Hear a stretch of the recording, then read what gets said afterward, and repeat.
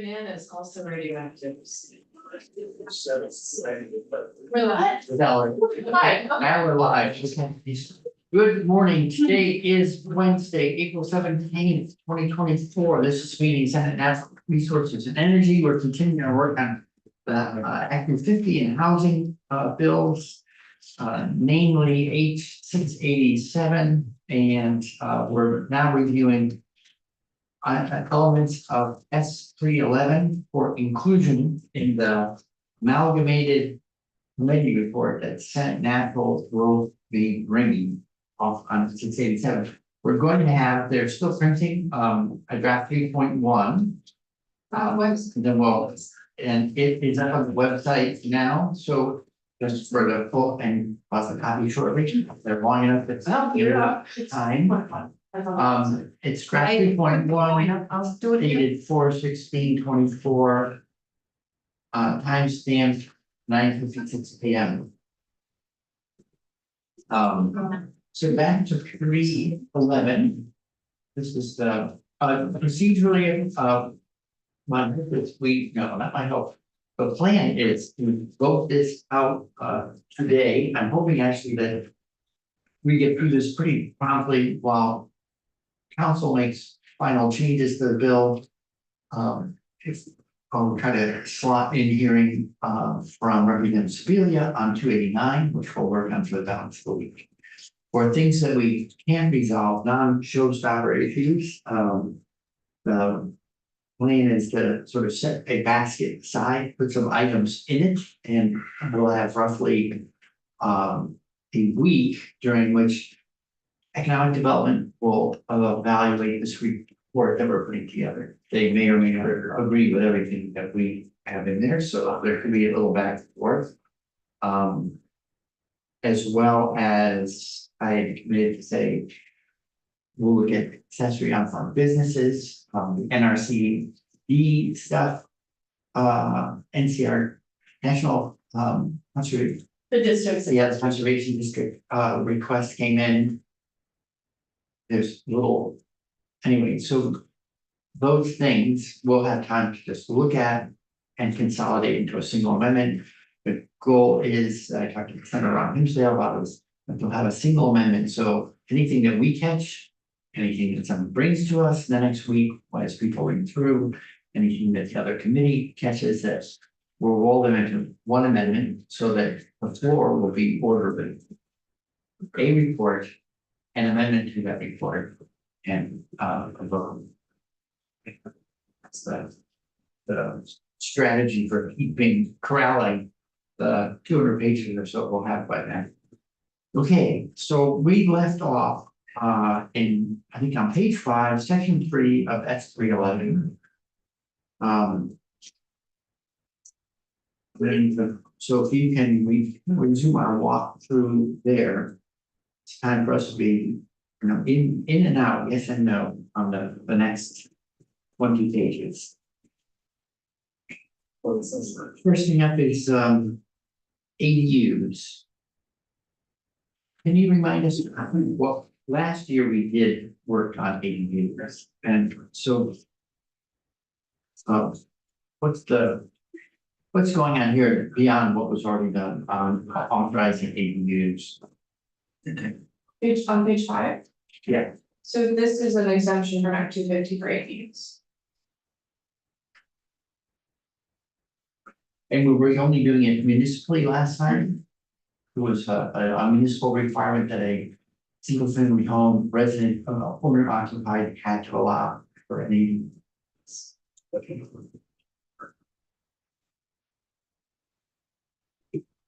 Right. Any committee thoughts on, so in essence, we're So we've discussed this language before. It is in S 687, it's a floor amendment from the House. I raised that I think there could be some potential. I'm a little bit confused by it, but I didn't know if I had proposed considering adding additional language, maybe if you wanted to limit it to one per house. I didn't know if it could add to an overall 10-unit construction threshold.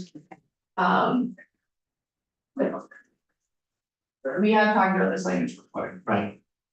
I'm just trying to recreate the conversation.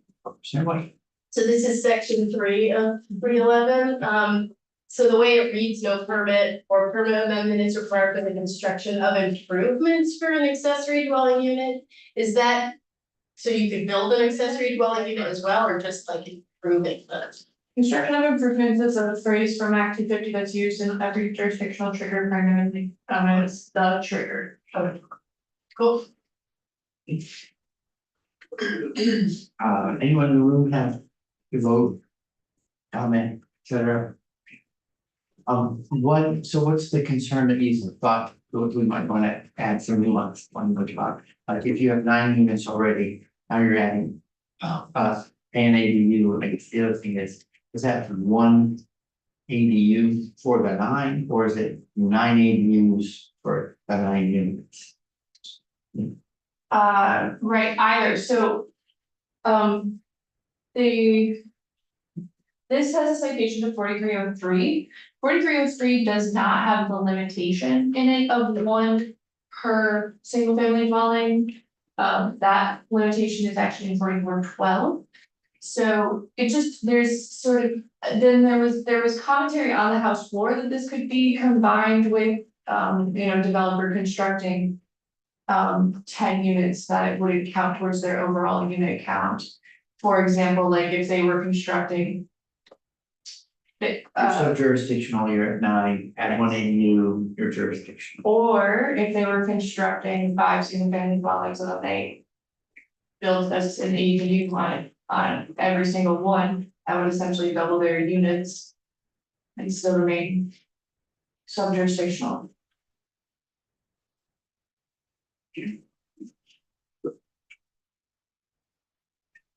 And so is your suggestion that we would specify how the county, how the math should work for triggering jurisdiction?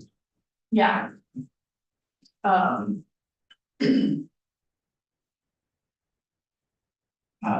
Well, sort of, get us going, and I don't know what people are thinking. I mean, if we're saying that one of the most cost-effective, timely ways to increase housing availability is to add ADUs per unit, then.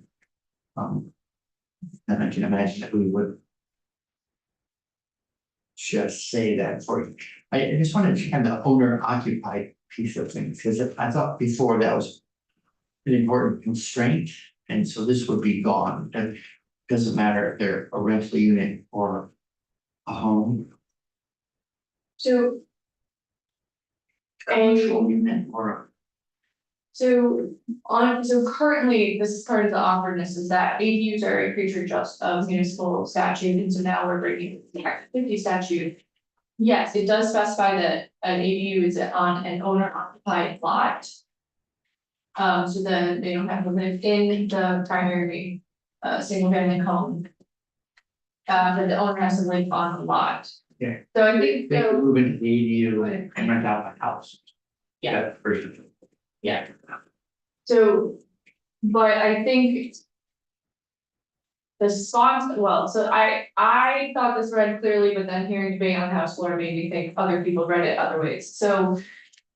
When a developer is constructing housing units, the developer isn't going to live in those units necessarily, but they will become owner occupied after they are finished.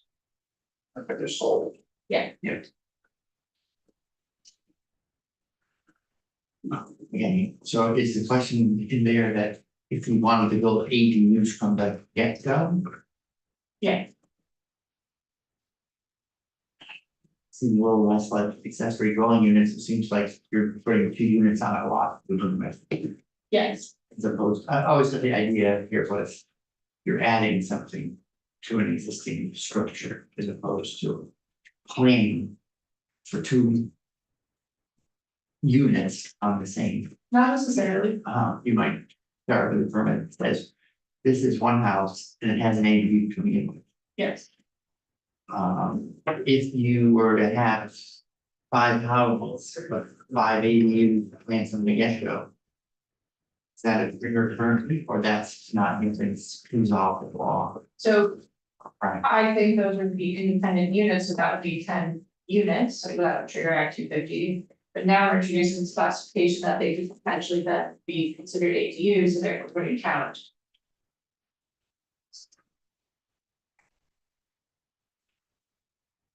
right, so in effect, you could say that the 9-unit threshold becomes an 18-unit threshold. Or an 18-unit. I mean, No, Mr. Chair, just so I understand what we're discussing, you're asking us to consider whether or not we're gonna keep this in here, but we already have it in the bill. Essentially in another section, right? So we're not really debating keeping this in or out, we're debating the concept of it generally being in the bill. right, like we might edit this language, prefer this language, and take out what was in 680. Okay, Say, oh, we like Harvard, we thought about it, we've edited it, we like this version, we stick with that, and we plug it apart in 687, we're gonna be lifted. okay, I would have to look at both of those next to They're each the other. same length. Yeah, okay, yeah. So they're the same words in both places. But we're potentially going to edit them now to be different in both places. Right. Okay, can I just suggest, I am totally fine with this language, I think it's unlikely that someone would, I mean. Yeah, maybe that's funny, that was on the House floor, they said it would be used for. Oh, So they this was on did, floor of it. they thought that it was going to just, they were going to use it to make. Really? They That's what really they thought thought, that that came up on the House floor, which I have not considered. Ah, And there was very little, if any, testimony on this in the House, because the House wasn't working on this. oh, I just think that's very unlikely. I know, I think it's super unlikely, but my main concern, like if I had a concern about this language. Is actually that people just will use ADUs to build Airbnbs. You know, like that's, and I don't think that we can address that in this language. In either direction, so I'm kind of fine with keeping it in. And maybe we ask our colleagues in Senate Economic Development to take testimony on this piece. Or do you not want it in? I guess I'm trying to think through. I mean, I think. So for the sake of making timely progress, just gonna break this down as a thing to be considered in the week ahead before we would have to have settled things. So one of them was, starting was accessory on farm businesses.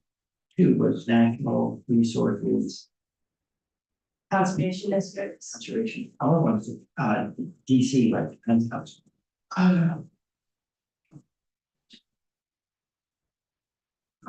3 would be this set 311.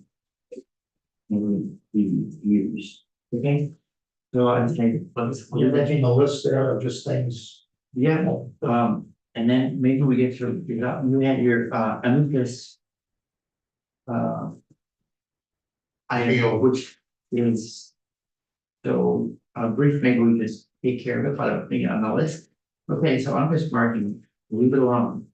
Double A, Oh. is floor amendment. Should that one, it's a double, no, double A is. In each.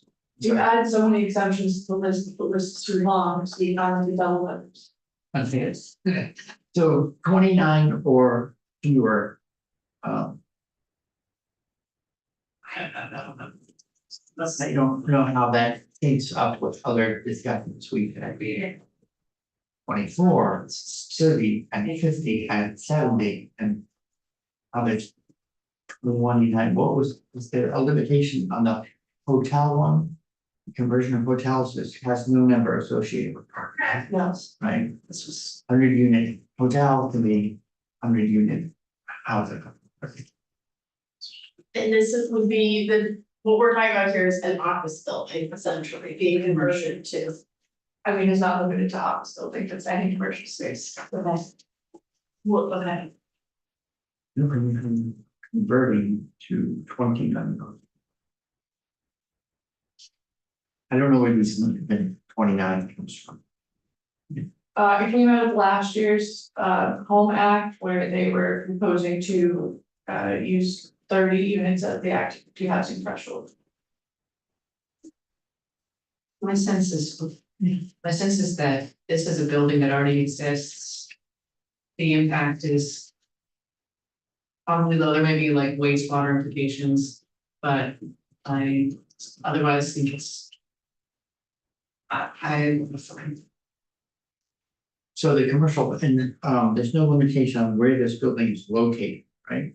Commercial building, correct, anywhere, correct? It also doesn't say that the commercial purpose has stopped. Oh, Presumably conditions on a commercial enterprise will be different than that for housing. Parking, noise, traffic. Right.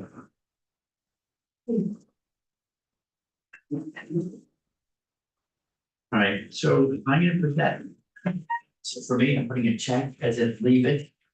And also put it on the, let's keep thinking list. So that is 3. Unless someone has, wants to say, no, this is.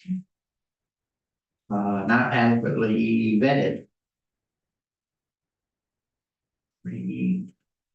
Way. So gee, okay. Mr. Shute. Thank you, Brian, Shute, PNRC. I'm curious, are these permanent exemptions or are they sunsetted? And it's just occurring to me that as you move forward with the tiering and you don't have jurisdiction within the downtowns and you have the tier 1B that would allow for, up to 50 units on 10 acres or less. If that would replace this based on the planning process that the RPC would be going through, and that maybe this would be a temporary provision until that management is done. And this is just a thought I'm having this morning, so it's not a coherent thought. similar to what we did S100, some of the. I'd be open to all of those. Yeah, seems like we're opening a window for a number of years, so and trying to replace it with an orderly and tiered system, so that would make a lot of sense to me. We would leave odd things exempted from the new paradigm forever. When we had suggested an alternative exemptions yesterday, kind of the tier 1A and tier 1B interim, which legislative council advised you not to use those terms. The sunset of those provisions were tied to the enactment of the final tier 1A and tier 1B provisions. Makes sense to me, Senator Croy. I come to this with the view that every exemption is disempowers. Every exemption removes at least a measure of protection of the environment. I think the exemptions are fundamentally bad idea. And the idea that this is how we're going to take care of the housing crisis is guarantees support.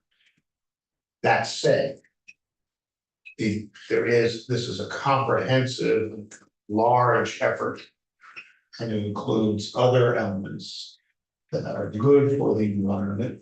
People who care about the environment, I solicit advice, have seen it as a trade-off that's worked. We'll give in to the weakening of Act 250. Or in my view, time will tell, no actual appreciable gain in housing. And a loss to the environment and a loss to the people of Vermont. But that's the idea, is it's a trade-off, prepared to support it. My question with this is, at what point do we say too many exemptions? There was a package of exemptions initially, add to them. At what point do we say enough is enough? Are we capable of saying enough is enough, or have we already lost? Have we really totally thrown in the towel? Or are we still negotiating and still working together collaboratively Because collaboration does not mean one side just keeps saying, okay, well, that was good. Here's what we want now. Oh, well, now that wasn't enough, we still want more. At what point do we say this is not a good faith negotiation? I don't. Fully sympathetic to the, I think one way to address that is, as Mr. Shute was just sharing, put in some time limitations. So that we don't give away that level of influence permanently. And it's making me back up, I hate to be going backwards, but it makes me ask the same question about, the hotel motel. Do you leave that in place to a future sunset and say, okay, we're running a bunch of experiments out there, how are they doing? And now let's see if we need them anymore once we have, here's 1 and B, 2 and 3 up and running. So I would, what would, all the dates for, when the tiers, for instance, are fully operational, or tiers that are relevant to this, because we 1A or B, 2. And then we have in critical natural resource area. What is a date that makes sense to you in terms of when you would sunset? So you need to make decisions on the other sunsets in this bill. Because the House H687 has December 31st, 2026. But the language that you discussed last night has July of 2027.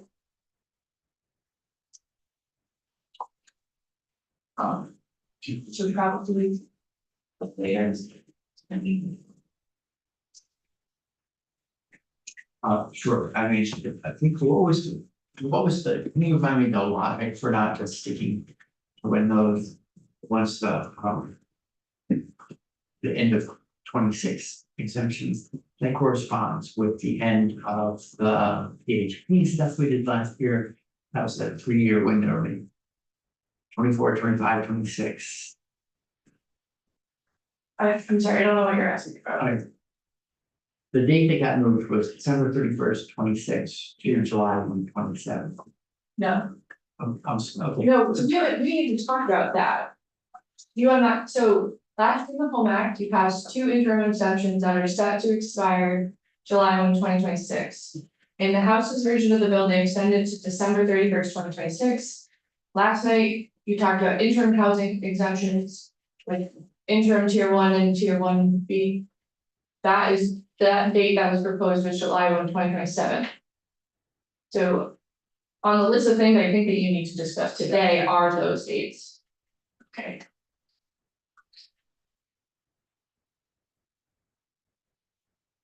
So we first cut at using those dates, then these exemptions we're talking about right here, the hotel motel plus version of commercial spaces. December 31, 26. Sunset. Can I just throw in that the applications for tier 1A are going to start to be available January 1, 2026. So the approval of tier 1A, and it's filling out the application, going through the lengthy public process and all of the different postings that are required. Potential appeals, so the middle of 2027 date would certainly provide a little bit more comfort to make sure that those don't expire before tier 1A has been approved. Towns can actually start applying before then, they can start applying in January 2026, but they have to wait until after the regional plan has been approved, so it's probably not gonna happen until the beginning of January 2027, but it can happen earlier. Small nuance there.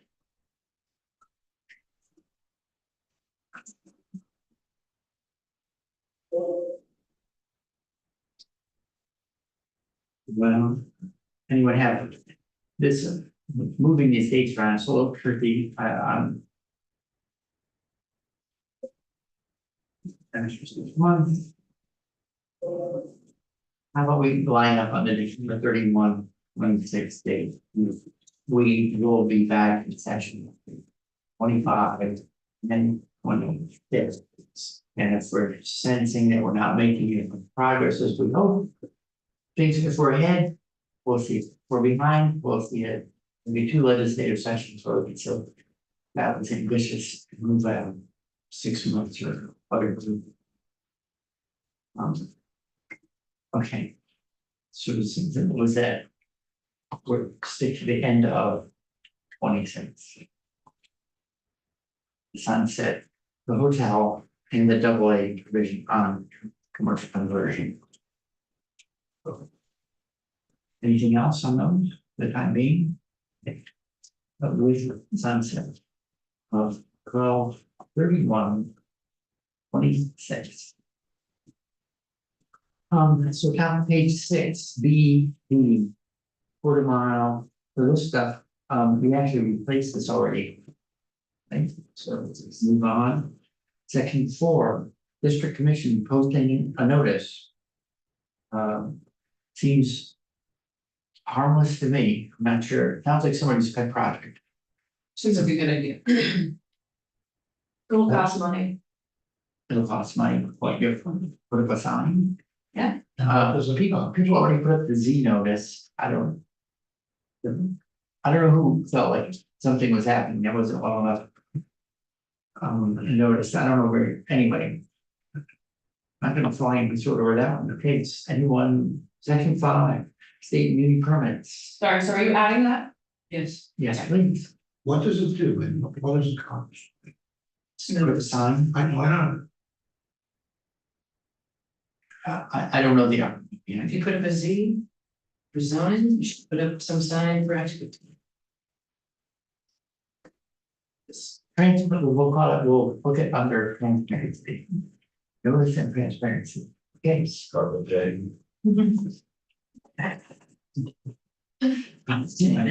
Smiley face. So. Anyone have a serious concern about Ford? Okay, I mean, I don't mean. Quite serious concern, but enough to say, no, let's really pause and take it out.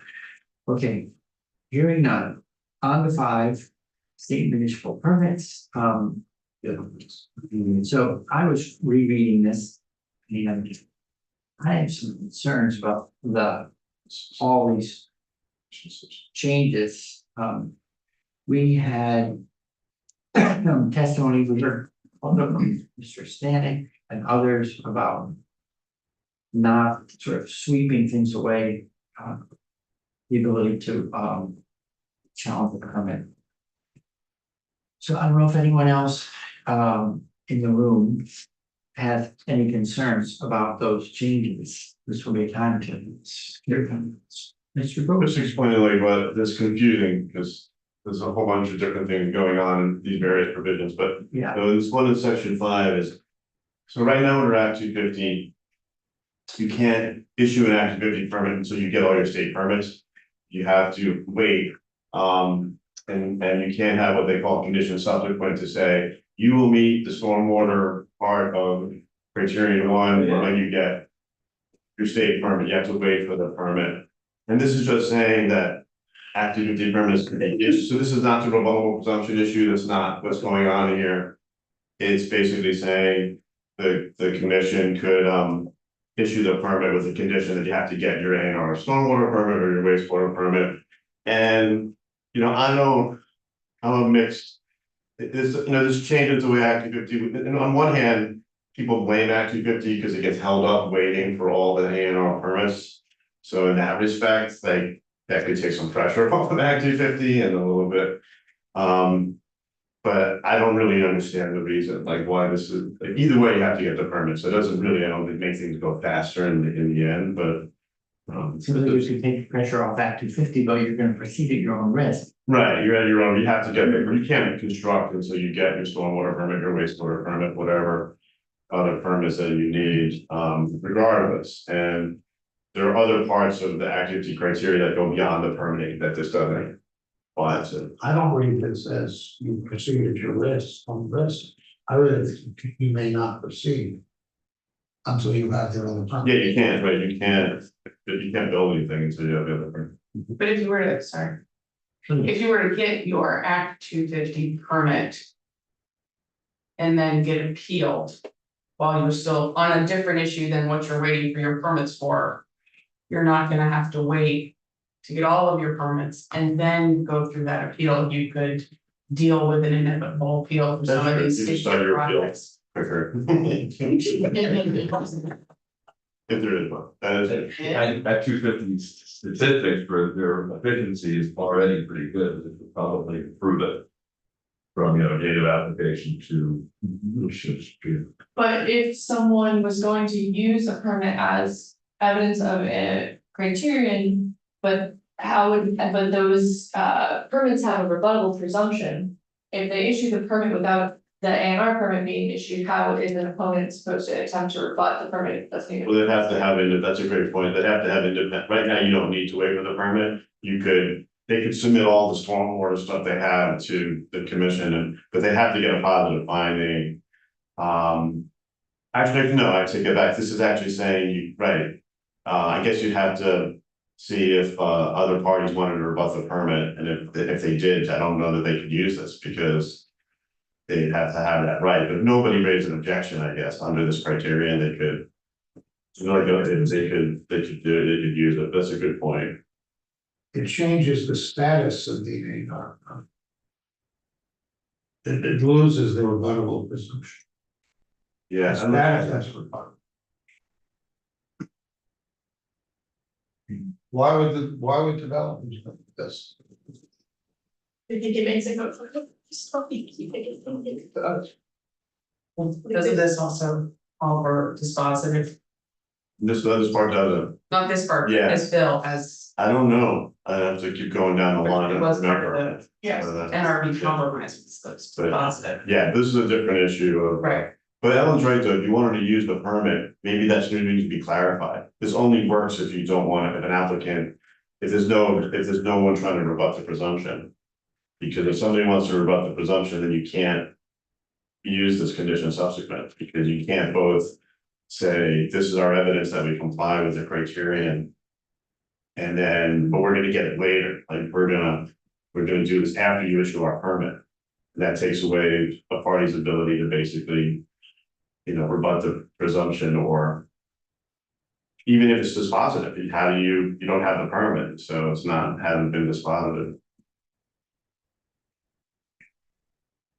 So my take for the moment is to not include farm until we sort out that important distinction about what are the consequences of including so, Was this a Florida? No, this is part of S311, so it's from Seven Hill. Oh, So we like. Oh, right. Already. I know Florida. Yeah, so just so everyone at home knows, we're on 311. Draft 3.1, page 6, it's posted yesterday under my name. It's posted to me. Okay. okay. So, complications beyond what I think we can resolve and get to our vote.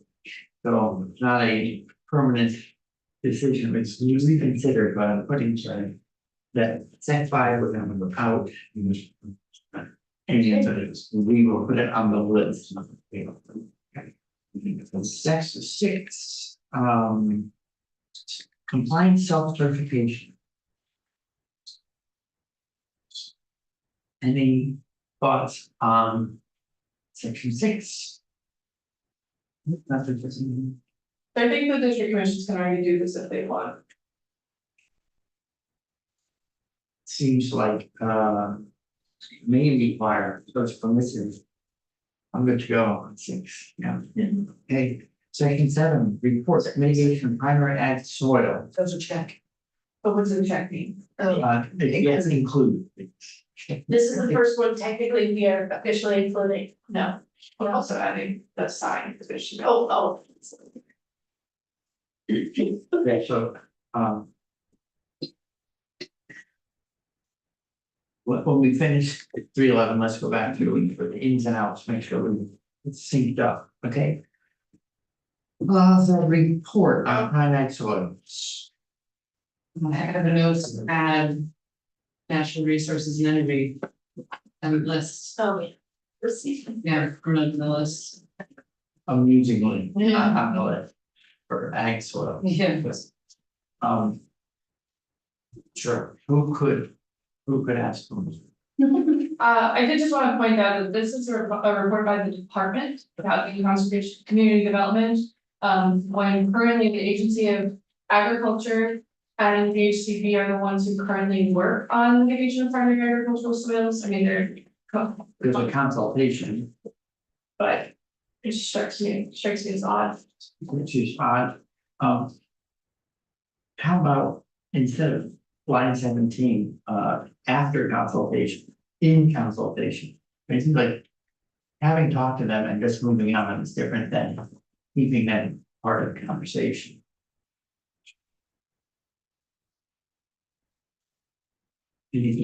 Anything else of concern? I mean, I get it, it's ag runs the program. So they CCCP. added this provision after deciding not to include the wood product manufactured primary agricultural soil change that you included. So they didn't think they had enough information to make that decision yet, so they went with the report instead. Well, then that would be duplicative. So I'm fine with eliminating the report since we already made the decision. I didn't know that was the purpose of the report from their point of view. Okay, So, Mr. Chair, we for sure had that in the, yeah. right, so then we would strike the new or would not include section 7, which we've got it elsewhere. Thank you. Section 8 repeals. So the first one is priority housing projects, right? So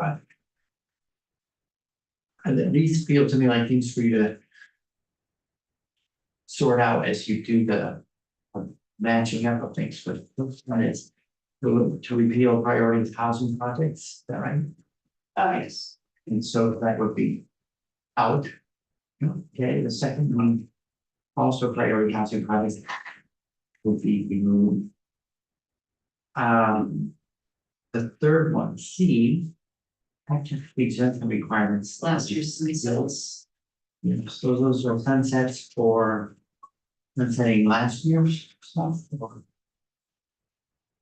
This is the.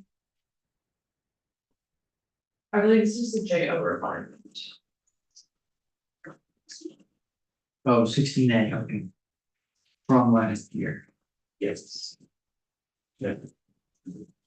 Next time we sort it out, the Yes, the JO. JO requirement. And I think our conversation yesterday, my recollection is that we stuck with, for the time being, keeping the JO requirement. In part because you pointed out to us that even if we remove it, any party can, or any person can request a JO. We won't have done what we might have thought we would have done. Okay, so and that one also goes out. The last one, D, is These are their interim housing exemptions. okay. The repeal on that. So those would apply to the categories we just keep within the beginning of this. Are we saying those would apply to I know we're not using this term, but for a short from 1A. But. This was their version of 75, 30, 10. Yeah. Okay. So we're changing what's being offered. Are people comfortable leaving the timeline out to 29, which is 3 years beyond? 26. Okay, so then. I'm going to adjust we have. Wait, what are you talking? I'm just trying to make sure that we take care of all the dates, that's all. No, but so what did you just say? Not including it. Well, so we've replaced this one. Yes. Yeah, so it's not in your bill. Okay, If you wanna know the dates. but the dates, I think when we talked about the dates for, what are the dates we currently have for the Gordon Road in from 1A and B? July 1, 2027. Yeah, okay, so let's stick with those dates that we sorted out earlier. Just wanna keep our cross references aligned. Okay, that brings us to 9, municipal zoning. I don't see too much going on there. You shall use data. And I don't know the significance of targets, adding targets really. Over housing needs, but. Must align with someone's way of talking about these things. Anything you wanna big gloss on that? Housing targets are required. I think it's actually to be developed, so. Great, thank you. So 9 stays in. 10, required provisions and prohibitive effects for 4412. Can you remind us just briefly what 4412 is? More examples. It's all the Things that you can. municipal. Yeah. Okay. So it allows duplexes as a permitted use. Permitted use with dimensional standards that are not more restrictive than for. That is required for single family dwelling. Including no additional land or lot area that would be required for single family dwelling. And can you remind me the nuance between calling something an allowed use versus a permitted use? Allowed means the town can apply conditional use review. So this is more assertive. And we're saying that it shall be a permitted use. Cannot do conditional. Yes.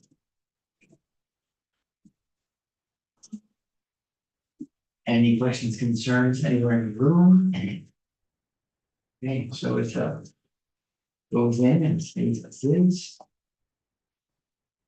Oh, well, actually, we can get all the way through, we have So this to, section is very long. yeah. So let me retract, it goes in, let's keep going. Those things, page 10 are good. So multiple dwellings with 4 or fewer units should be permitted on lots that are at least 1/3 of an acre in size. With an allowed density of up to 12 units per acre. Unless that district specifically requires more uses. Okay, and we were going through some math before, I don't know if this is the right place where you could multiplex existing single residences. I think you might end up with something up like 20 units. I don't know, that's where was the provision. And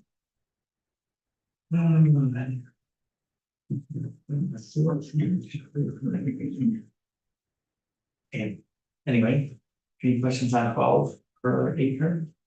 Good to go.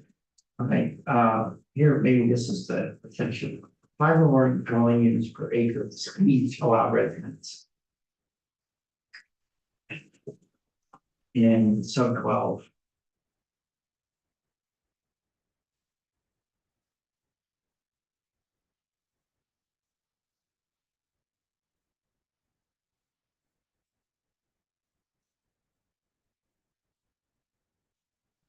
This Public sewer and water. is a defined term that the municipality is allowed to define for themselves.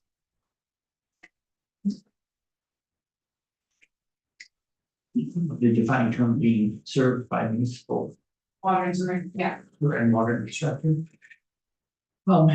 Yesterday we did a lot of changing of municipal public. This applied thing. No, this is a defined term. Okay, There is a definition for it. It's very long, it gives the municipality a lot of options on how they define it.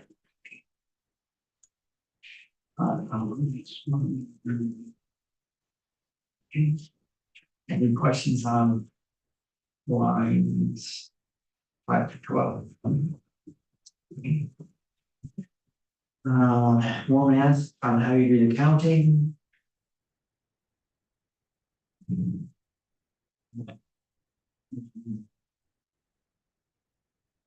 Anything else on page 12?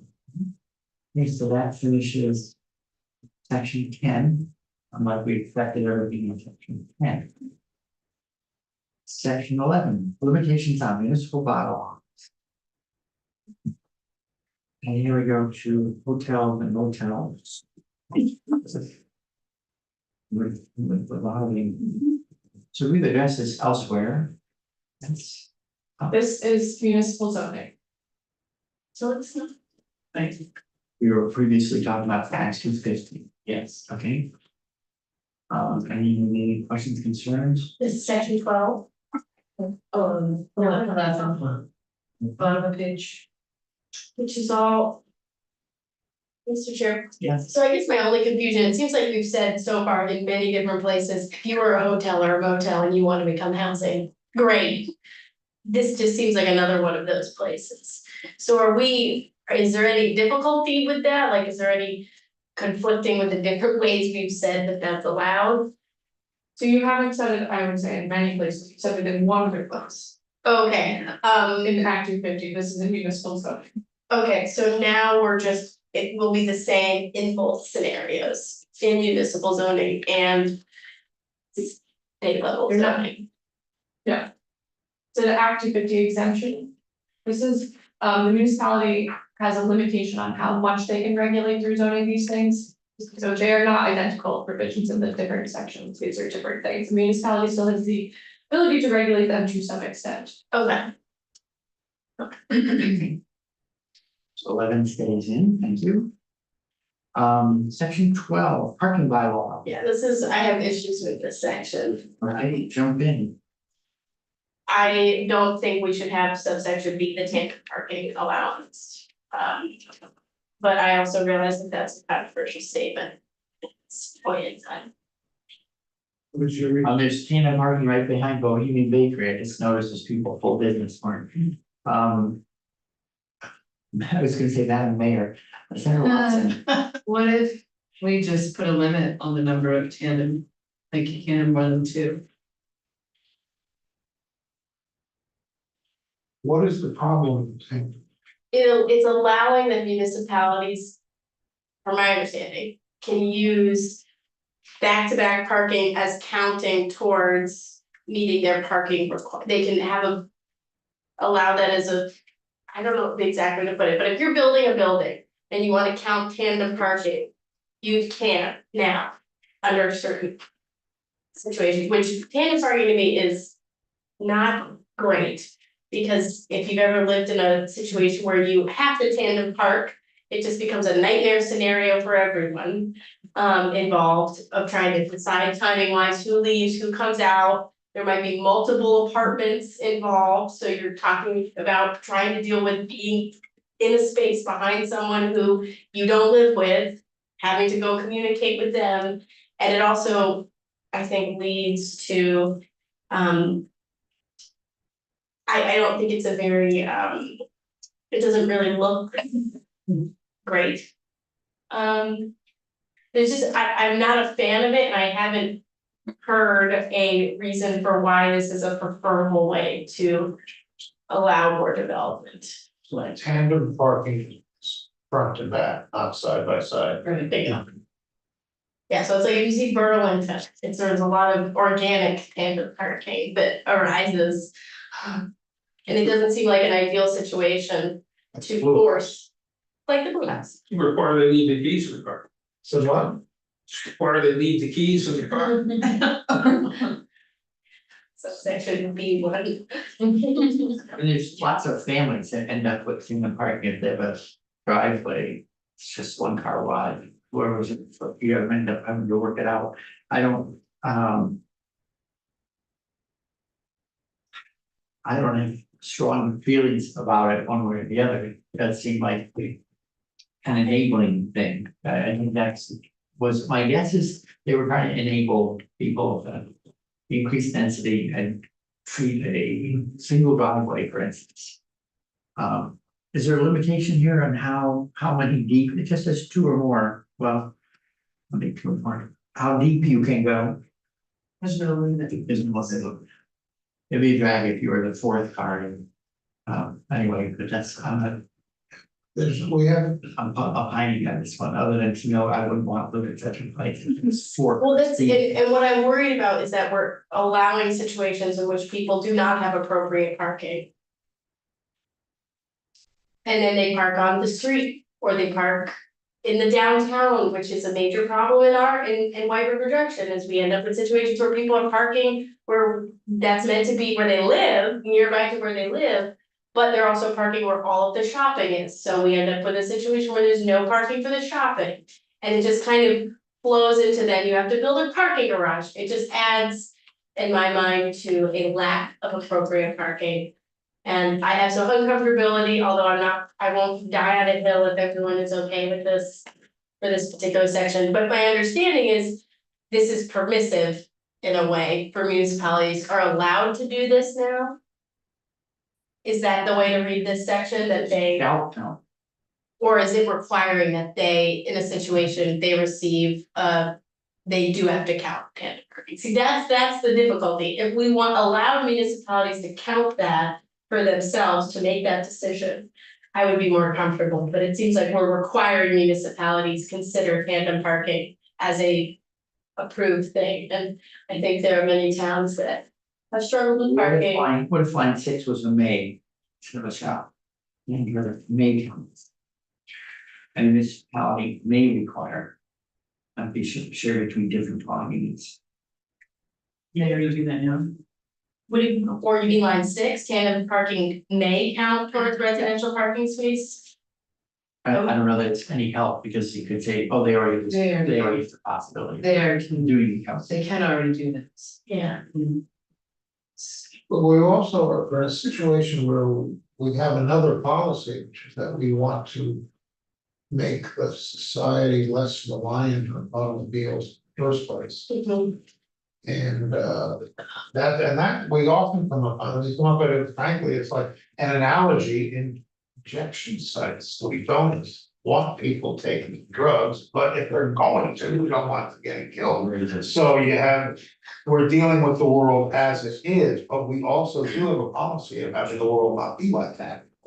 Okay, the reality is right now, people need their cars. They get them set up for.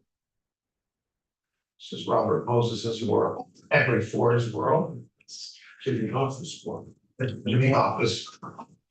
But Great, thank you, Peter Tucker with the Vermont Association of Realtors. You know, when I was thinking about tandem parking in a new construction project, it's like, you know, you think they could plan better, right? You know, but think about Mr. Hale, who was here, who was taking a big Victorian that probably has a single lane driveway to it, and he's trying to make 3 units out of what used to be a single family home. And I think that's where the tandem parking would be beneficial, because there simply isn't the ability to change that drive. And then one other point is the stormwater runoff. You know, you would have less impervious surface, you know, with tandem parking. Thank you. So, can I just say, their town is allowed to change that now. They can allow for tandem parking now. There's a reason they haven't moved forward with that. I don't know why. But it seems like we're requiring municipalities to take on something. So and I believe we heard testimony from the league that they were not in favor of that. Or we got written testimony, at least to that effect, is my understanding. So we should just make a decision one or the other, we can put it on that list, we can keep it in. Who would like to leave it in, give a thumbs up, thumbs down? and let me get you close. we're negating a negation here, what does the language do? The language says you can't.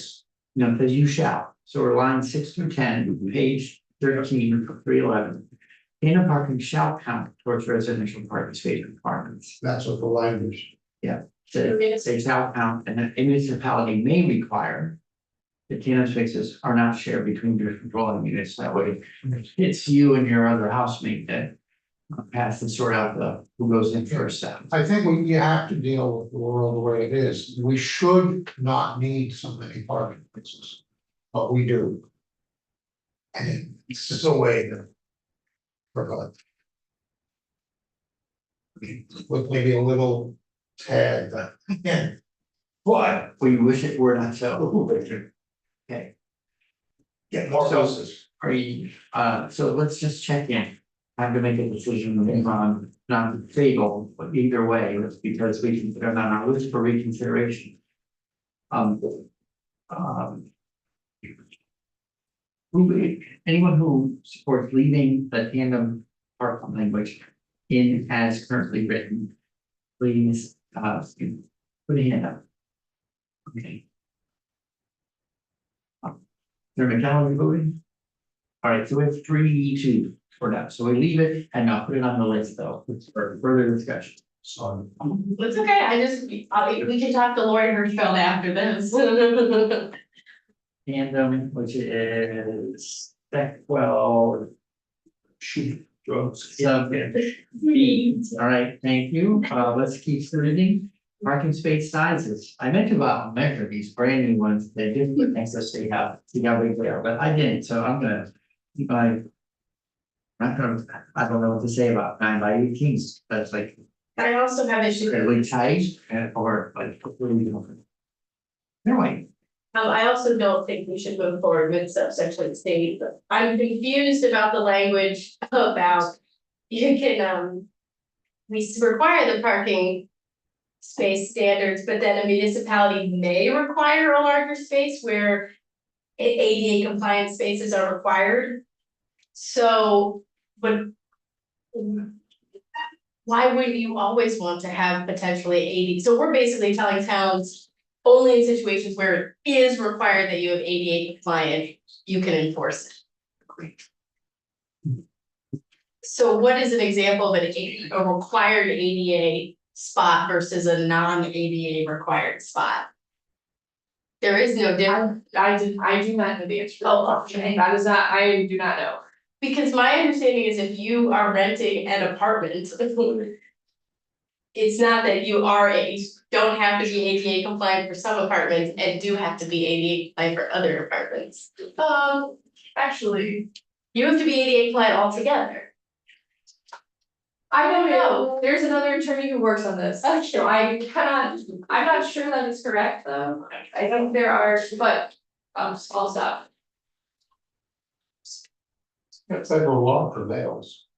Yeah, I don't understand this section. It seems like we're requiring municipalities we're defining what their parking spaces sizes are and not giving them much ability to define that themselves when a community.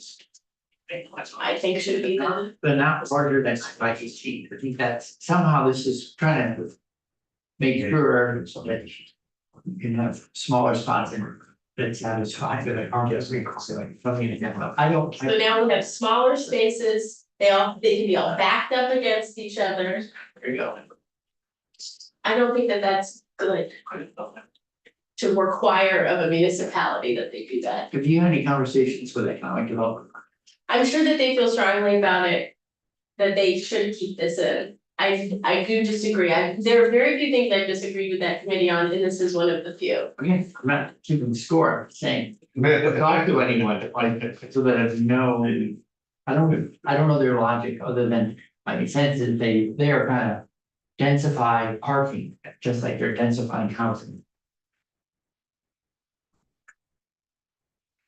Okay, so, provision C. Leave, you're in favor of leaving it. Please raise your hand, if you're. Let's just straw poll these. We can always come back to that and have a conversation. Before we do that, Senator I Water. guess I do have questions. Sure. Now, wondering about. The interplay between this and the, just like federal law about, ADA compliance. Yeah. I would, this may require, I would think that if it's a federal requirement, they Right, would have to. And they don't need us to tell them, right, that's already the law. Yeah. I don't mind the general thrust of city. My problem is with the last test, so I think it's redundant. Okay, so keep or strike C, and I can see either way, it's gonna be on the list of things to discuss with the committee. I support striking the last. The last test. If we are, I actually disagree. If we are going to keep that section, I think we must keep that line. Because the issue is, in this section, we're doing, I think, the opposite of what you think we're doing. Which is in this section, we're telling a municipality, you have to allow for small parking spaces. And what that line says, but if you want to have an ADA compliant parking space, you can ignore the first part of this. Is my understanding, is you can require a larger space. And I'm saying that amount of cabinet, they have to. And It's already settled, federal law, this and that, high things. so you're saying that they already, a municipality could require ADA compliant parking spaces, even with the first part of this language? My understanding is that they don't have the option not. Well, And I then, think, maybe I'm wrong, maybe the ADA allows more wiggle room than I thought, but it's only if you can wiggle. Senator Watson? well, I'm starting to understand that, and. It's making me wonder about, like, can you require. Small spaces if. At different times you might need to have ADA compliant spaces, so yeah. Yeah, so Mr. Schubert, Mr. Baker, we're gonna be, you got your hand raised first. I don't have strong opinions about this. I will say, just going back in time, I've written a lot of parking regulations. 9x18 is pretty much the standard. It used to be 10x20. Some communities still require a little bit larger. You do have some big trucks. I do think if you do keep this, you really should keep that last sentence. The ADA requirements aren't as cut and dry, depending on the number of units or the size of the building. We renovated an office recently, it's commercial. We didn't require an ADA unit because of our size on it. But I do think you need to make sure the community can allow the handicap unit. So it's not in conflict with federal law. It's not assumed that it's preempted by federal law. yeah, Even if he's saying the ADA has makes various demands in various situations. But no one needs the states of Vermont's permission. If the ADA allows for certain things, then that's, they don't have to do things to be they're ADA compliant without. But then they would be brought up now. That would be inconsistent with Vermont law because it's saying absolutely every parking space be 8x19 or 9x18. So I don't think it hurts, and it certainly would be. I would encourage you to include it just to make it clear that ADA is applicable. Mr. Baker. Yeah, and just Charlie Baker here on behalf of the RPCs, just not an expert in this, but my knowledge of APA is that it applies only to those properties and buildings that are open to the public. And that's really the distinction here that I think was trying to be caught, is that if it's just private, if it's that homeowner or two homeowners, they can have smaller spaces. If it's a public building, then you have to comply with ADA. But if your whole apartment complex is assisted living, for example, you might want them all to be, or a larger proportion to be ADA. So, not a. Shall we leave it? Sarah White, where were you going in this one? I would like to take out that whole part, but I am not seeing the votes coming my way. So I have, but for the moment, leave it. So funny, whether you're keeping it. Section. Well, C. Park. Right. D, non-conforming, allow existing non-conforming space, is that? Anyone have a concern on? So we're looking at it, but you're not. I am looking at it, I just disagree with this whole part, so I won't engage with this section further. Based on the general disagreement, when you lose a battle, you lose a battle. Alright, so don't regard it that way, it's just a delayed decision, permanent. You have the chance to have economic development, there's Use some more sleep on it. Yeah, exactly. no more sleep on it, it'll look better in the morning. 13. Parking and loading facilities, et cetera, permissible types of regulation from the zoning. Any concerns here, go back to count, how to count. We're on page 14 of 311. I think you have, we got enough. Thank you. Now, so this is a tacit approval, everyone fine on 13, that can be a yes. Sketch, we go 14. Effective dates. Skip over 13. That happened kind of fast. And the pages that are in there, sections that are in. Yeah, rounded up Number to here, yeah. whole number. Yeah. What is 13? It's the short for. So last year you passed the parking requirements. And this is adding additional language clarifying the number of parking spaces shall be rounded up to the nearest whole number. So you are requiring in this statute, that they. Can only require one parking space per dwelling unit. But they can require 1.5 parking spaces for duplexes and multi-unit dwellings. In certain areas, so this is saying round up to the nearest whole number. The total number. Yeah. So 3 units isn't 4.5 parking spaces, it's fine. Okay. So effective dates in 14. We are. Are we? Oh, I'm sorry, there's just one parking. The number of spaces that are required is based on the number of units, right? Yes, How many cars do we presume each unit needs to have provided? We don't, but the statute says that the town can only require 1 parking space per dwelling unit. Unless they're in an area without sewer and water and more than a quarter mile from public parking. It can be 1.5. Mr. Chair, if I understand correctly, based on the rounding up piece in this, if you have 1.5, then can count as 2. So we're talking about multi-unit dwellings. Okay, so in a multi-unit net dwelling, if I have a Three units. with 3 1.5, units, That's 5 parking spaces. and they could be all tandem. Yes. So you could just have a building that has one long driveway with 5 people trying to park in it for how many units? What? 3, Three. sounds like a nightmare. Sounds like I don't a think I'd rent nightmare. there.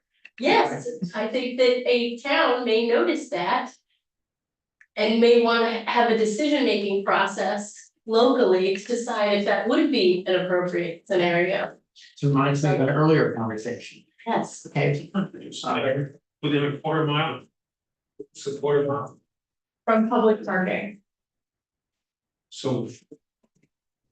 River Street and Sarducci's, I mean, how does that work? Yeah, the presumption is you can only require a certain number of parking spaces per dwelling unit, but they probably have more cars in that unit, so they have to use public parking. So if the quarter mile means you have to swim across the river to get to your car, that's okay? Yeah, Caesar, there may be some issues with reflection. maybe they could have some bridges. Well, where there are bridges, Right. there are no problems. Okay. But whether or not bridges, is it still a quarter mile? Okay, so the only thing changing here is the counting from one point, fractions round up.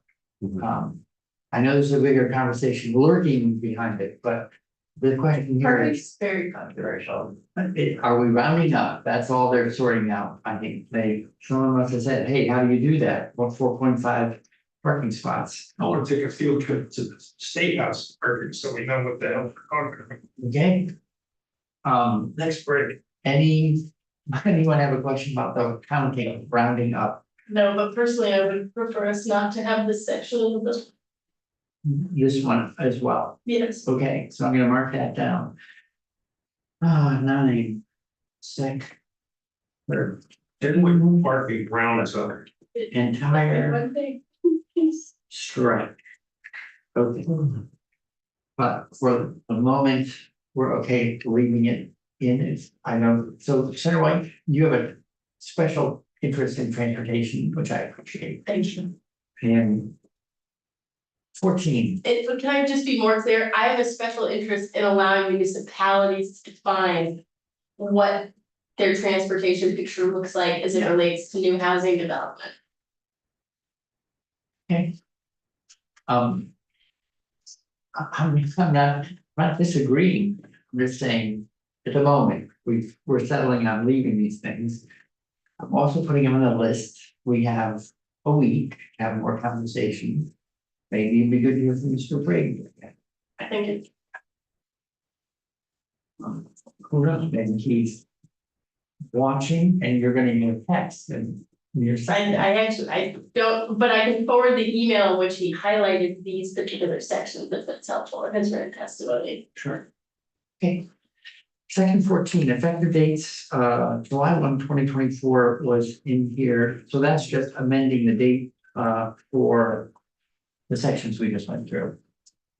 Yeah, okay, so everyone's good with that?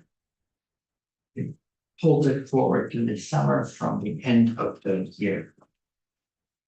Information from my, okay, 14 states, 15, lot coverage bylaw. 10% bonus. I just knew or something like that without little.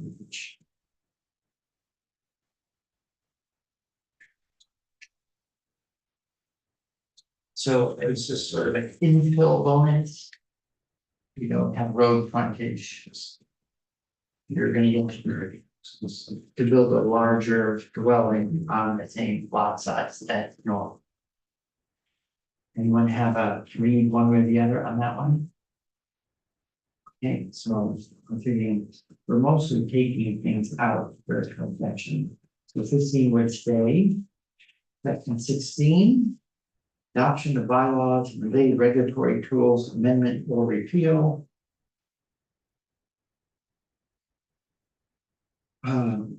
13, can you just walk us through this again? It's been a little while. So this is removing the ability of the legislative body of the town to put the bylaw or amendment to a vote by the town, as opposed to just the legislative body approving it. So after the work is done to develop a new bylaw update, instead of just the legislative body of the town approving it, currently there's an ability for that body, the select board or whoever, to put it to a vote to the whole town. So they can decide if they wish on their own. Or they can go to a vote, and this removes the option to go to a vote. Yes. A little anti-democratic, but I don't know why, I don't know the ins and outs of why someone decides to do a fundraiser versus the other.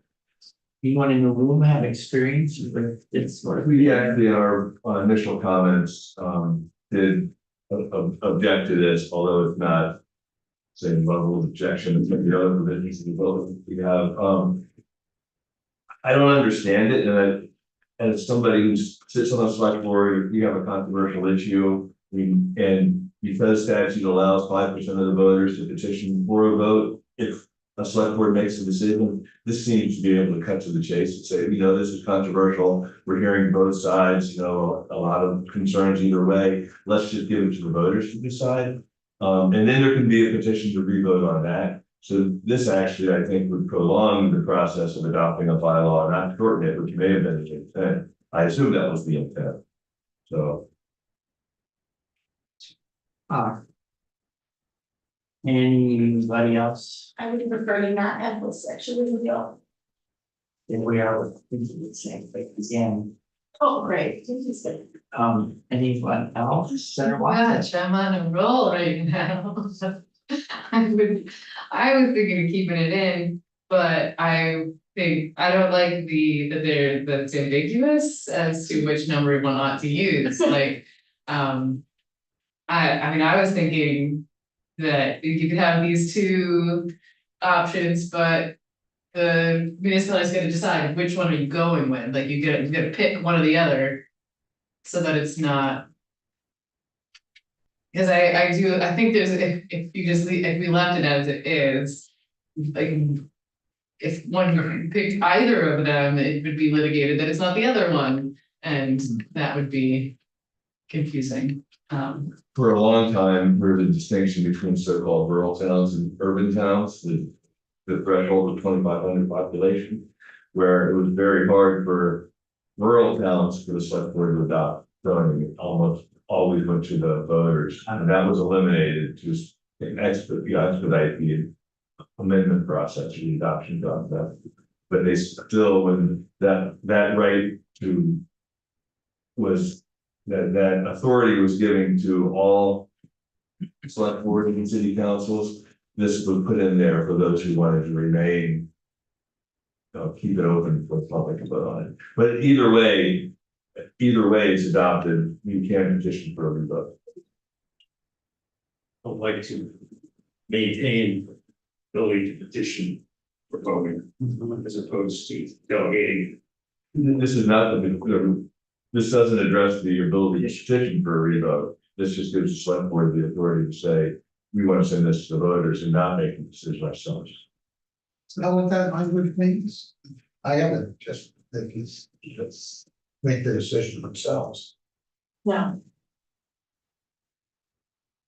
If not, Right, just says they decide and it, right? Oh, I mean, I'm so missed that. And shall be effective 21 days after adoption, so that's the select board votes, boom, done. Sorry, Other maybe than- I'm on the wrong place. Section 16, page 15. Oh, never mind, I was talking about something else. Okay. Never mind, I strike all of the things that I Alright, said. so we have So, okay. like 21 on 15, but top of 16. Oh, okay. Just says the board decides and Yeah. the ability to go to the voters is repeated. Oh, I don't know. I looked for- To me, it feels odd to say, I get the idea that you might like things would could move faster. So if I understood the whole the backstory that we don't see here is if a board were to do that, then citizens by petition can say, we want to appeal that ruling of the legislative body. Is there a provision for that, or the legislative body decides, done deal, no more discussions? You can appeal decision of the legislative body. So there's citizens at large have an ability to appeal a decision, but they no longer are going to have the right to vote on the zoning changes. The import of the language is the deleted state strip. Yeah. And what the other language is there as reference. Yeah. Okay, I was misreading that. And I know how to read it. That's so written. I can think of how this played out where I've lived and it actually made a decision. And then the citizens said they did petition and they said we did want to vote and then reversed the wording. Okay. And we want to preserve that right. Well, that right is there, I think, but it's not expressed here, but it exists elsewhere. Section 16 removes that right. You don't want to do that. Unless they petition. It's allowing the select board to say that they want it to go to the voters before they get a petition, is my understanding. We're the board, we don't want to decide the situations we want to warn it if we have. Which we do all the time. Section 44, 42, this is section C, routine adopted. Section D of that statute is petition for a popular vote, and that would be unchanged by this. Okay, thank you. So I think this is a hurry up provision, like everything else we're seeing from down. So Charlie, this is just removing the Australian ballot option for approval, really of zoning bylaws. Right, and then I think part of the conversation I know we've had about this is that. We have complex bylaws that town has spent, the planning commission, the select board spent a lot of time on it. And it's hard, you get kind of billboard campaigns going. Yeah. And so it's been a barrier to updating zoning in a lot of towns. So I just say that as a statement of, I think, of fact, which is why this is in here, I think. Yeah. I see the arguments both ways, sense of the committee. Who is inclined to accept the change here? Well, if we petition for that vote. But it falters the governing body with their decision on behalf of. We can override zoning, but the citizens of the town are squeezed out. They can petition to reconsider that legislative board's decision. At present, the legislative body can choose to defer to the voters. This says they can't make the decision. But the voters don't want to, do it by petition. Yes, they can do it. This They doesn't can do it speak by to petition. Oh, this doesn't speak to them. Okay, so it feels like to me like we're pretty much on the fence. So at this point, No, I would remove that section. okay, I remove that section. Am I? Yeah. More Democratic feels a more defensive position. So we are then voting to remove strike section 16. Yeah, especially as we're changing what a municipality can do, I think it's important that we empower. Okay, page 17, hearings. Can you just sort of, This is putting a deadline on the movement of appropriate municipal panels making decisions on land use permits. So they have to issue a decision on a permit within 180 days after the complete application was submitted. Unless they agree to waive that deadline. So currently there isn't that deadline. Currently the deadline is that they have to issue a decision within 45 days after they adjourn the hearing. This is turning it into an overall 6-month deadline. I just want to note that my recollection is that the smaller towns want the existing language. Because they may have a problem with 180 days. But it otherwise might work out to be roughly the same potentially.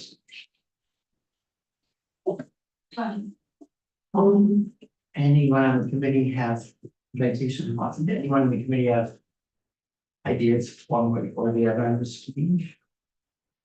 It's another push towards certainty of timing. Anyone in the room have opinions about this or information you want to share with me? So I'm wondering, again, I haven't given this much thought, if there might be. Application was submitted and deemed complete. I wonder if there's any litigation over what a complete application is. Oftentimes we go to a hearing and additional information is required. I'm just not sure if it will play out that way. That said, yeah, I think 180 days plenty of time as long as you have the waiver provision that allows the applicant to say, yeah, we'd rather not have a denial, we'll spend more time working towards, improvement. Let's keep it then. So, we'll leave it, I do worry a little, but, actually, we have a complete application was submitted, so if it's not deemed complete, then the shot clock hasn't started. Okay. So we're leaving 17, 18, appeals of decisions of administrative officers. Oh, here we go, it's the count, how many people do you need? Okay, can you just remind us of? So currently for municipal appeals, who can appeal is a different standard than the Act 250. So this is for municipal appeals. Currently in statute, there's a category of any 10 persons, voters, residents, or real property owners, who join together and, to appeal. These people have to have participated in the public hearing process on whatever they are appealing. This change would be a minimum of 3% rounded up to the nearest whole person. Or any 25 persons. In the 3%, not everyone needs to have participated.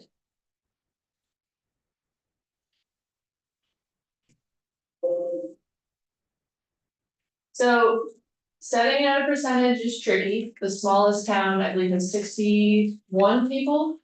Victory 64. 64, yeah, there you go. And Burlington has 44. 44. So 3% of victory is 2 people. Yes. Yeah.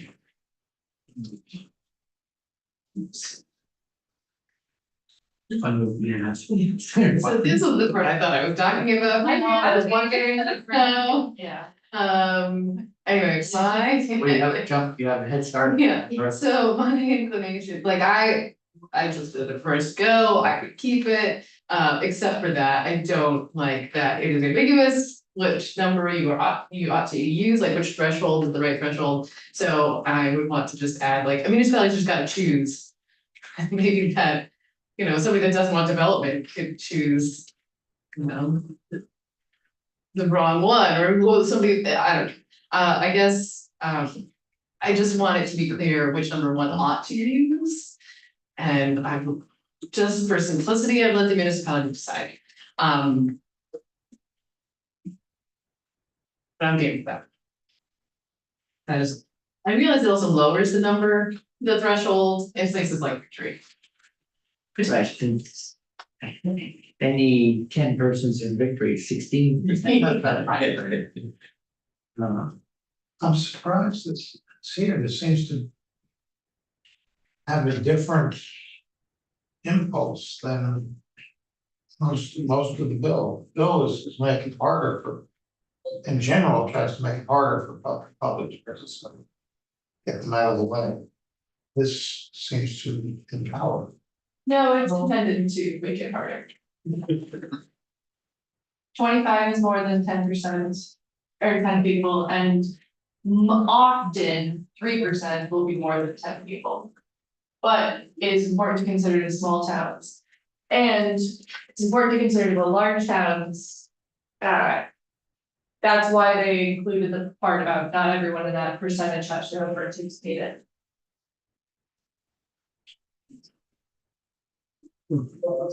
Any feelings one way or the other, any thoughts, one way or the other on this one? I don't agree with that. Have you heard it twice? So how would it be, are you saying approve or reformulate all of this? I guess I would add a sentence where. I mean, it's a minimum of 3%.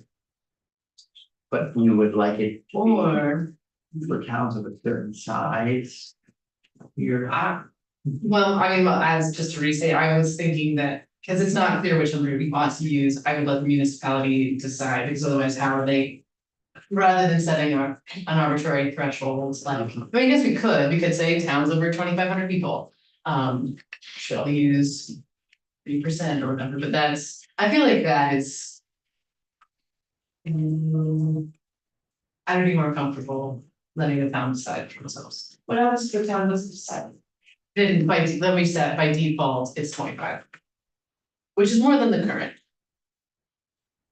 And for most places, that'll be more. So, you know, a place like Victory would have to decide. We wanted it to be a lower threshold, then So the default is 25, sure, and then. But the town may decide to set that's a 30%. a lower threshold. Or the other thresholds. What if the town wants 1%? Oh, I wouldn't make it an optional, we will, like, you need a 25, a 3%. So That's clear. it's clear, you know, it's not gradations. So a town may decide, I'm just trying to think how this really works, like, all right, I wanna recognize this also, that might be a tough decision for a town to make. sure. Well, how about I put this in our relevant hypotheticals, you know, and think about it some. So then the question is, for the moment, do we leave it as is or strike it? To the question Yeah. about your list, are the things that are going on your list, are those all things that are coming out of the bill that we are about to vote? That we are going to consider for an amendment? So far, I've only been writing down stuff that either, for instance, accessory, right, so accessory on farm business, we took out. Right. But I don't want to lose track of it. That's where the conservation districts. So they made a request. Council looked at it, raised questions and thought, oh, okay, so let's not. Put it in there until we've looked at those, put it in the basket. The other things we've taken out. But, for instance, I don't know why you express concern about the parking, so if I go to. We are trying to keep track of things we might want to look at further. So the mixed. It's a mix, but I would also like to change my opinion. About something, I think the default should be 3%, and you can opt for 20. So let's see. That's pretty. Not for 25. Well, Towns can. if we're gonna come back, you know, people can. Say, We have an item put on the warning, town meeting, the 5%. Yes. And having done that, it was, you know, not tiny town. Bethel that is is, a small town, there's like 3,000, 25, 3,000. I mean, but these people would be agreed to join a lawsuit. You're not just setting. maybe I'm open. Yes. You should just pick one to be the people. And, Pick your own to do it. Okay, so no, I should know by now, but the question is, do we leave it as is while we think about it, or take it out while we think about it? So that's current law stands. Do you wanna keep it in? I prefer to keep it in. Yeah. Okay, let's keep it in and we'll put it on the, let's think some more. It's 3, 5, and 8, okay. So that part, sub 3, sub 4, stays in. Page 18, there's new language in sub D, a field shall not include the following. So it's any residential and mixed use development containing 25 dwelling units within areas served by municipal sewer and water infrastructure.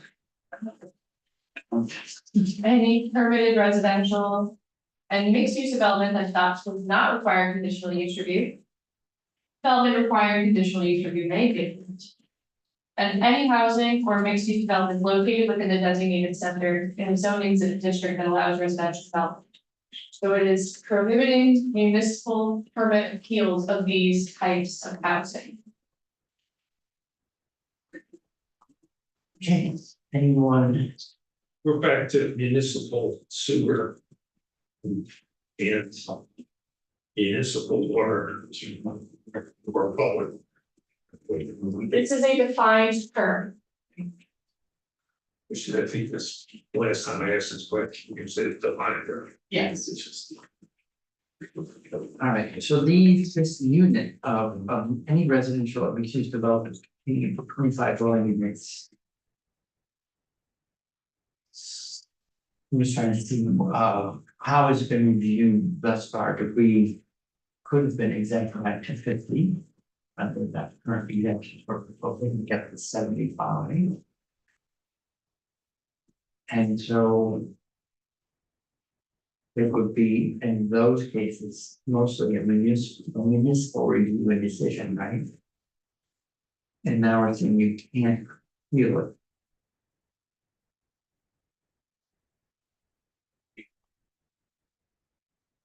So once you have lived in the world of municipal law and appeals. Yeah. You have a thought on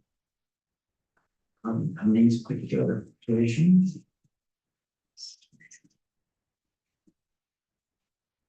My instinct is to keep it, but that's. Yeah. Then, Mr. Chair, it is Yeah. for the record, Sure. both the, the limit on appeals. And this is, I think, actually, the limit of appeal, and we think, BRC doesn't support trying to move projects through by just making it hard for people to participate in the process and address, legitimate concerns that are made in decisions. I mean, the 25, I don't really know that even does that, because I think you can always, even in victory, probably by 25, they don't, I doubt that zoning, by the way. You can find people to sign a petition, but I think the census thing is confusing. I've never been really clear on how to read that whole provision. But this other, what you're talking about now, I mean, even in these projects that happen to be residential or mixed use, they could violate the zoning. Zoning administrators make mistakes all the time. I'm from a smallish town. Been on my development board, my planning commission, the zoning administrators, they make errors, and then you can't appeal them, and you end up with projects that violate the zoning, and there's no way to redress it. The other provision that's in here is basically saying you can't raise the character of the area, which is a different thing. It's just saying you can't, that's one issue. We're not gonna basically say character of an area is a reason to not move forward with housing projects, but this is basically saying you can't appeal these projects at all. And I think it's a much bigger step. It's a slippery slope towards like, what else are we gonna say you can't raise concerns about? I think there are some due process issues that you can't. If you're a neighbor and there's a project that violates the zoning and it causes impacts on you, you have no redress. It's been taken away from you, so. I don't know where this came from, I don't remember how much it was discussed in economic development, but I think there are a lot of issues with it. well, especially for saying you're out of Act 250. So now that review is gone, and now it's really relying more on the municipal reviews. Now you can't feel the product of the review. That seems, Do we both? our people are pretty much everywhere from appealing a decision. I don't think I would be supportive of B. I also wonder, does this mean if an applicant is denied, they can't appeal? Other direction. I have one for that as well. Pardon? I agree. I think. Go that- either way. I think it's unclear, and I think that potentially it would block an applicant from appealing it done. Oh, You don't get your permit, you don't appeal the declaration. Okay, so then I would say, So, and, yeah, and so I did also just want to flag, I don't remember the other committee spending a lot of time on this, but the Vermont Constitution does guarantee the right to an appeal for injuries, and so, so like, there is a number two, sort of the out about conditional review can be appealed, but these are some fairly broad. Yeah. Housing appeal denials that I. Could potentially violate Vermont Constitution. I have not done a full analysis of it. Okay, so how about this, where for the time being, we're leaving B, the 3%, 25% thing. We're gonna think more about it. But D, we would strike. Reading it. Okay, Also, as an aside, this section got transposed in sort of the wrong area. It actually should be in section 19. So if you have an interest to keep it, it needs to move anyways. okay. Okay, so speaking of section 19, Yeah. appeal to environmental provision.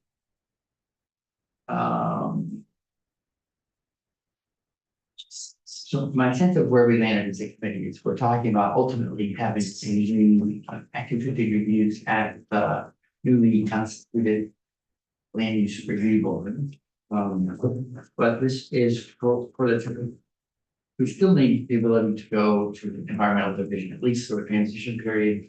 And during the transition period, we would, before we would, just want to make sure. Are we only talking about municipal appeals? Yes. Okay. Misfired. Can I didn't speak. This is all municipal zoning in all these sections. This is referring to the issue about the percentage of people who can appeal. We were just talking about 3%. Except pursuant to blah, blah, blah, blah, that was no. Yeah. Okay, So this is the other part of that statute that they work together that says that an interested person has to have participated in the hearing in order to appeal, and this is saying. For that 3% count, not everyone needs to have participated. okay. So while we're, let's leave 19 in with the caveat that, we need to, when we finish our thinking on 18, square it up with this one, the 3%. Okay, harmonize, that's the word. All right, section 20, page 20. This is adding new language for the environmental court that says it shall be the goal of the environmental division to hear a case regarding appeals of municipal permits within 60 days following the case being filed and issue a decision within 90 days. It's like tooth fairy provision. For language that, you know, anyway, I don't know, we get to tell the courts what time schedule is. But it's an expression of the desire to see timely reviews, which I think Judge Sone said. They're gonna do their best to like timely review at all times. And they're about to get more staff. And then the extension. Yeah, I mean, so I did advise the committee that they probably can't put a firm deadline on when the court issues decisions. This is setting it as a goal, but as Judge Sone also pointed out. Sometimes the judge is not fully in control of the schedule, and the parties themselves recommend how long their discovery schedules are and their hearing schedules are, and so. Yeah, so personally, I don't like it because it strikes me as. Sort of legislative overreach. I don't think there's anyone, you know, I'm confident, there's no one in the court system who likes the things flat longer. Every judge that we've ever heard from. But I mean, defer to. What's the sense of the committee? Do you wanna have an encouraging goal related statement, or are you feeling like we should be telling the court what to do? It's just matters. Thanks, Mr. Chair. I am trying to be as amenable as possible to the sections of 311, and I personally don't have an issue with a goal. Okay. Trying to give as much. Yeah. And if there are developers who say, why, I'm concerned that if we took this out, we'd have developers who would come to us and say, why did you take this out? It seems like a reasonable goal. And then, as long as we don't take out section 21. I'm happy except for 20. If we were to remove 21, I may have more thoughts on 20? I think it's always been supportive. Anyone have a feeling one way or the other, able about keeping it in around? I do agree, like it may be in a certain way meaningless and in a certain way slightly inappropriate, but it also may be encouraging to some people. So meaningless, inappropriate, encouraging, I don't know how you sort that one out. Whatever you, Maybe. prism we see is fine. Where's the committee? Just need to decide yea or nay, leave or move. Deadlines. Discipline. Us. I mean, a particular day, get it done, but then. Yeah. Keeps it on paper. However, it also. Motivates, rushing. And, not doing full. Diligence. Someone. Files their permit, of their application. 50 days later, no information. Does the deciding authority have time to fully investigate? Sure. Sometimes things take as long as they take. Right, it's a shall be the goal. Oh, no, there's the goal, and then there's, maybe I read that. It shall be their goal to get it done within 60 days. Intuition. Okay, so all that language still follows the goal. This is all goal. Goal. Yeah, I thought it was the goal to get it done within 60, but that they have to get it done within 90. That's not what that says.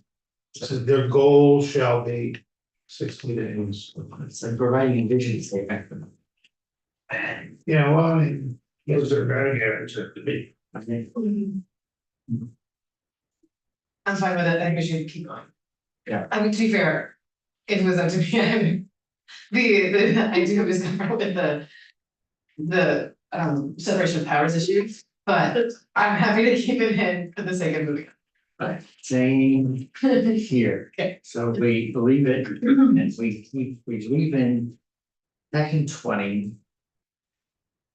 No one's favorite provision, other than for like public relations almost. Okay, section, and if anyone has stronger thoughts later, we can look at it. So that brings us to section 21. One new position. Yes, and going also supported of that's further capacity at the court, okay. Did they go with the budget yesterday? I think they did. I don't know if that's an answer. There's a day of reckoning for this bill. Is anyone Said, Okay. I'm not gonna worry about it, because there's all sorts of money things coming. Okay, so that brings us up to 22. Which is the downtown tax credit, and I'm thinking we leave that alone, which means it goes in. Yeah, Just for. Again, speed, all of the money sections, I'm fine with keeping. I feel like that is not our, right. Okay, we've not, willing to defer. so here comes, so we're back to where we really have been working, section 23. Yes, I don't think you need to. I think you've addressed everything that's in here. Yeah, Yep. so you can reconcile those things as you do the edit, yeah. Then.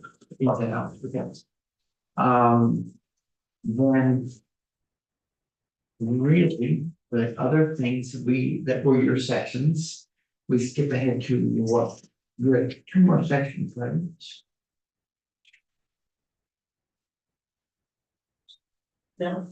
No, okay. So what are we gonna do with the Act 250 stuff? Are we gonna amend this out and replace it with what we were? We're gonna blame Bill, Substitute use our language. what we worked on Yeah, I'm gonna use our line. and displace anything, whatever, Frito-Lay hours. I'm not sure what happened with section 25, it's just a very small change, so I don't know if that is. Yeah, so it's That's for that's another your bill. Oh, Okay. So we covered all the things we need to know on 311, right? So now it was 27. Section 27. Right, all these 27 and on is. It's already in, right? Oh, okay. Yeah. Oh. So we only had in or out those first ones. Oh my God. Okay. Then, Wow. now, we didn't quite finish 2.1 last night. This is our page. Yeah, page, I think 106. Must be further than that. Okay, do you have us as leaving off on in? 108. That's okay. Bring it on us until noon. We are. Yeah, we may have to come back and have a vote later, but whenever changes we have, but reconvene it. Or whatever, capital, we've done that before. We have to go today. Did you plan, we're gonna continue to Oh, go you mean, until noon? what, as in like a big break? Are you thinking about, yes, we'll go right to noon other than to take a break. People like to take a break. It should be a good. So can you, so let's take a break of 20 of, and then we'll reconvene and start back up. And post page review of the remaining pages, which I think